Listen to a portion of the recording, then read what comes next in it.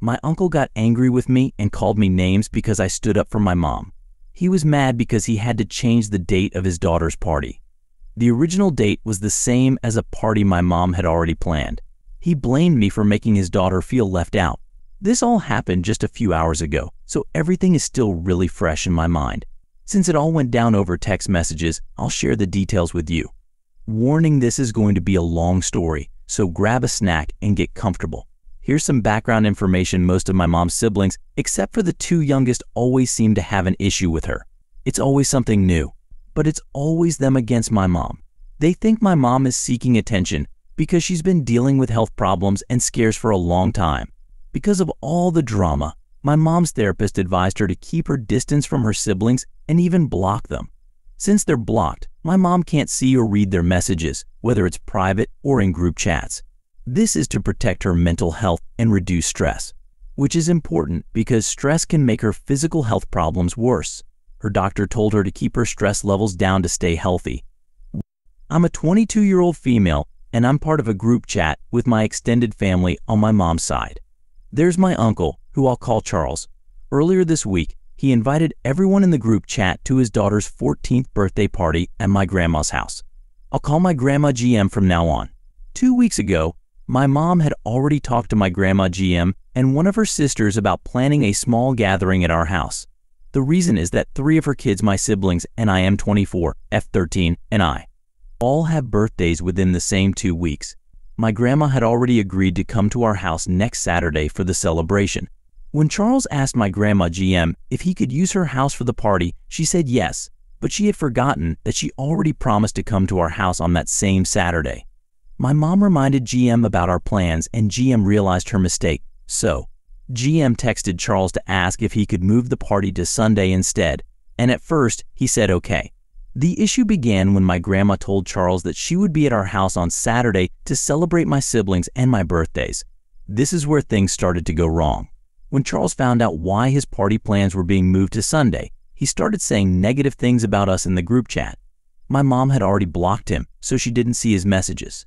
She had also deleted and reported the group chat to avoid drama. But she forgot to leave the chat herself. This will become important later on. I was going to stay out of it because my mom always says her issues with others are her own and I should respect my elders. But then I saw my dad step in and tell Charles to stop talking negatively about my mom, using strong language. My mom wasn't getting notifications from the group chat because she had blocked Charles and reported the chat, but she never actually left it. So Charles thought my mom was just ignoring him, but really, she had no idea what was going on. When I saw my dad standing up to Charles, I decided to speak up too. I responded to Charles' negative comments about my mom, calling her an attention seeker. Charles then claimed that everything always revolves around my mom and that his daughter just wanted to spend time with family. But everyone has to change their plans to accommodate my mom. The conversation took a turn when Charles accused me of alienating his daughter and being weird to her, and he blamed it on the fact that his daughter is trans.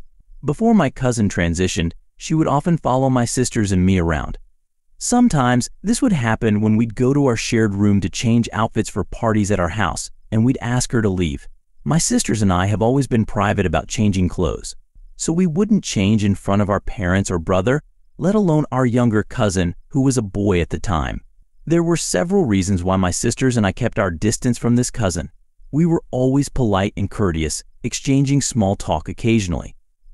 But we never made an effort to be close friends.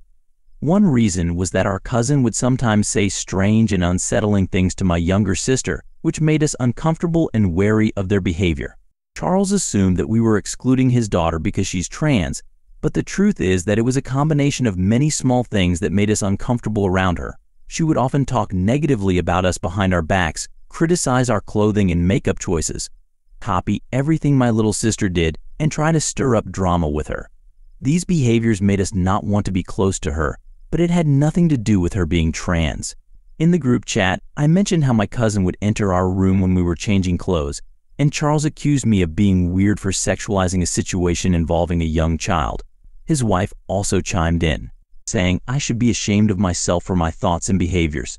They continued to scold me, calling me ignorant multiple times, at least 7 times in that conversation.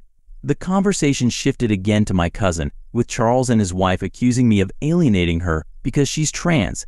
They claimed I was transphobic for bringing up the past incident that happened before she transitioned, and that my sisters and I didn't want to be around her because of it. They said we had underlying feelings about her transition and that we needed to educate ourselves to stop making excuses for our supposed ignorance. Charles then claimed that I have internalized transphobia, which doesn't make sense since I'm a biological woman. He repeated that I have a lot to learn and unpack, and that my supposed ignorance is a choice I'm actively making. He essentially said that I'm willfully ignorant, which is not the case. Throughout the argument, Charles repeatedly threatened to block my parents, sisters, and me. I told him to do whatever makes him feel better, including blocking me if that's what he needs. I essentially said, if blocking me or calling me names like transphobic or ignorant helps you sleep at night, then go ahead and do it. My final message in the group chat was, if you want to take it that way, go ahead and make peace with yourself. I'm done arguing with someone who won't listen after that. My parents, sisters, and I agreed to cut off contact NC with Charles and his family, and limit our contact with our grandmother GM. TLDR too long didn't read my entitled uncle called me transphobic and ignorant for alienating his trans daughter. This was after I defended my mom from his tantrum, which was because he had to change the date of his daughter's party since it overlapped with a party my mom had already planned. Story 2. There was a woman at the office who thought she was superior to others. She started telling false stories about someone because they had confronted her about playing a game on her phone with the sound on. I have a really annoying coworker named Mel. Everyone in the office has lots of stories about her behavior. One time, she was playing a game on her phone with the sound on. Another colleague, Val, asked her to put it on silent, but instead of just turning it off, Mel got mad at Val. She complained that Val sometimes talks to someone in her native language, which bothers Mel. The truth is, Mel is always snooping on others and doesn't focus on her own work. She's really behind on all her tasks. Then, Mel started telling everyone in the department who would listen that Val had a problem with the notifications from Mel's phone. She left out the part about playing the game with the sound on and made it seem like Val was the one with the issue. Next, Mel caught me while I was taking a break and having tea. She always seems to find me on specific days when she has something to share. It had been a while since she last approached me, and I was busy with work that day, so I wasn't as cautious as usual. Mel told me that Val was saying I dress inappropriately for the office and that everyone in the department agrees with her. She claimed Val said I was exposing myself. Usually, I don't pay attention to what Mel says, but I was under a lot of stress, so I went straight to our boss and reported Val. I work at a university, and my usual outfit is a crop top and jeans or a sundress, which is totally normal in our department. I'm a bit curvy and have really curly hair, but no one, including my female boss, has ever made a comment about my clothes. My boss was really supportive and said she'd take action against Val, but suggested I talk to Val first. I wasn't looking forward to talking to Val because she's younger and we don't usually interact much. I had believed what Mel said, even though I knew Mel probably distorted the truth. I thought Val must have made some comment about my clothes, even if it was a small one. So, I didn't do anything and went home for a long weekend. When I came back, I had a clearer mind and some free time to think. I finally called Val over to my desk, where Mel could see us. Val told me that she had only asked Mel to put her phone on silent, and since then, Mel had been spreading lies about her. We both watched as Mel quickly got up and left the office, not even stopping to grab her bag.